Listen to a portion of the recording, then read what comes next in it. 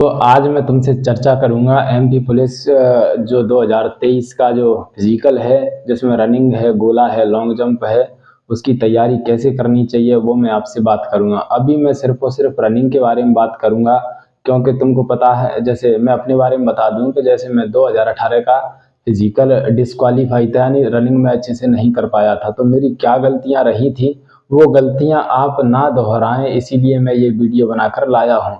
2022 का फिजिकल था, वो मैंने अच्छे से क्वालिफाई किया, अच्छे नंबर आए मेरे, और मैंने किस तरीके से उसकी तैयारी की तो वो मैं आपसे चर्चा करूंगा। जैसे रनिंग की तैयारी कैसे करनी चाहिए, जैसे रनिंग जो हमको दौड़ना होता है एमपी पुलिस में, वो 800 मीटर दौड़ना होता है।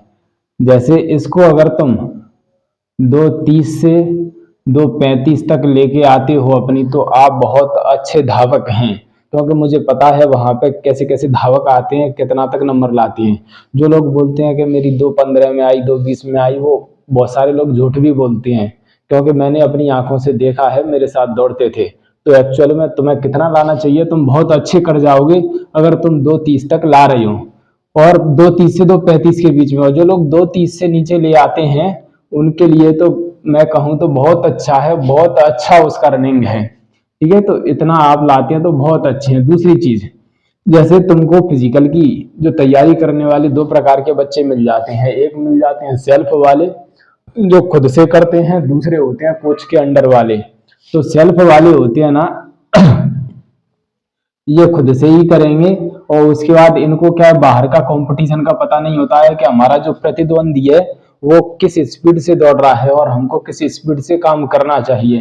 तो ये देखो, मैं जो 2018 में फेल हुआ था, वो इस सेल्फ के कारण ही हुआ था, क्योंकि मैं खुद से ही करता था। रनिंग में जैसे मैं दौड़ लिया 5 चक्कर, उसके बाद दर्द होता तो मैं बैठ जाता, ना कोई एक्सरसाइज करता, ना प्रॉपर कुछ भी करता नहीं, क्योंकि मेरे को उतनी जानकारी भी नहीं थी। यहाँ तक कि इतनी भी जानकारी नहीं थी कि अगर दर्द होता है तो मुझे टेबलेट लेनी चाहिए कि नहीं लेनी चाहिए, क्योंकि हम ऐसा समझते थे टैबलेट लेने से क्या होगा, दर्द तो फिर कल भी होने लगेगा, ऐसे रोज रोज कहाँ से लेंगे। तो इस तरीके से सेल्फ वाले मेरे को तो ज्यादा जमते हैं नहीं। करते हैं भले ही, बहुत सारे लोग क्वालिफाई कर लेते हैं, लेकिन बहुत अच्छी बात है, क्वालिफाई कर लेते हैं, लेकिन मुझे नहीं जमते।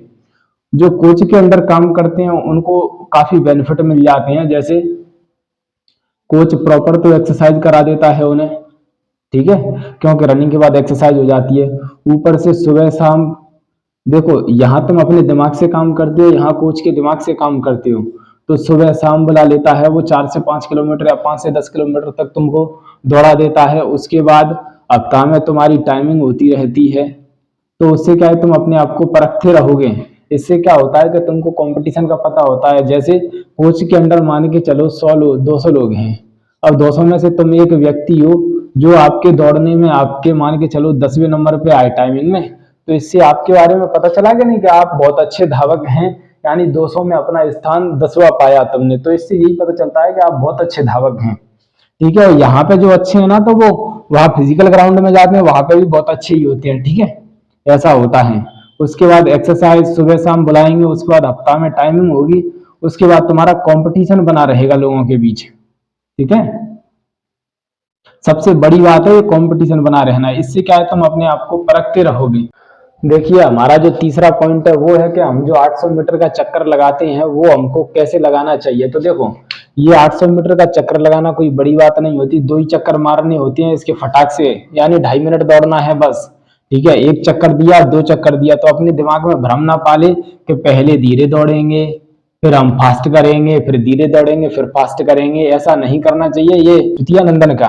ठीक है, ऐसे तरीके ना अपनाए। ऊपर से 2 ही तुमको चक्कर मारने हैं, काफी ताकत से मारे, फुल ताकत है तुम्हें, घोड़े जैसी ताकत है, पूरी फुल ताकत से मार दें।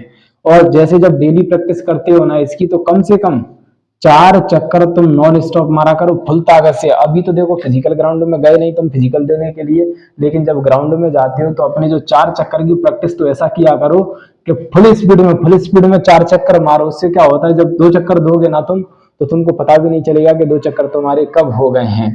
ठीक है, तो दूसरी चीज ध्यान रखना कि 2 ही चक्कर मारने हैं, कोई धीरे या तेज नहीं करना है कि हम यहाँ से धीरे दौड़ेंगे फिर तेज हो जाएंगे फिर धीरे, इससे तुम अपना ही नुकसान कर लोगे। ऐसे बहुत सारे लोग देखे हैं जो यहाँ पे अच्छे थे धीरे, और ये तेज दौड़ने के चक्कर में फेल होके आ गए। ठीक है। तो 4 चक्कर की प्रैक्टिस करनी है डेली फुल स्पीड से, और कम से कम 6 चक्कर मारने हैं तुमको।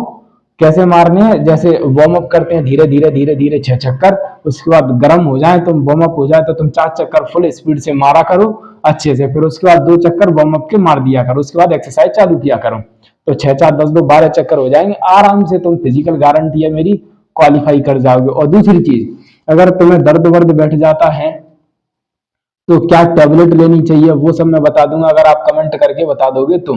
उसके बाद दूसरी चीज है आपके, कि मान के चलो तुम जल्दी थक जाते हो, तो इसके लिए भी बहुत सारे उपाय हैं तुमको थकान को कम करने के लिए। ऐसी ऐसी चीजें आती हैं आजकल, तो क्या बोलते हैं उनको, खा लेते हैं, तुम 5-10 किलोमीटर साला बिना बिना थके हुए दौड़ जाओगे आराम से। ठीक है, तो ये भी बता देंगे अगर तुम कमेंट करके बताओगे। और दूसरी चीज, डाइट क्या लेनी चाहिए वो भी मैं बता दूंगा अगर आप कमेंट करके बताएं, क्योंकि मैंने देखो काफी मुसीबत से, जैसे 2018 में मैं सेल्फ करता था तो मैंने काफी मुसीबतें सही, क्या क्या एक्सपीरियंस किया मैंने, क्या क्या गलतियां की, तो वो मैं 2022 में सुधार लिया।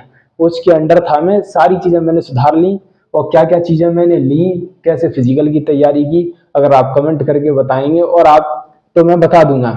और आपको मन में जो भी शंकाएं हैं मुझे कमेंट करके बता दीजिए, मैं उस पर सब कुछ वीडियो बना दूंगा, आपको जानकारी देता रहूंगा। धन्यवाद।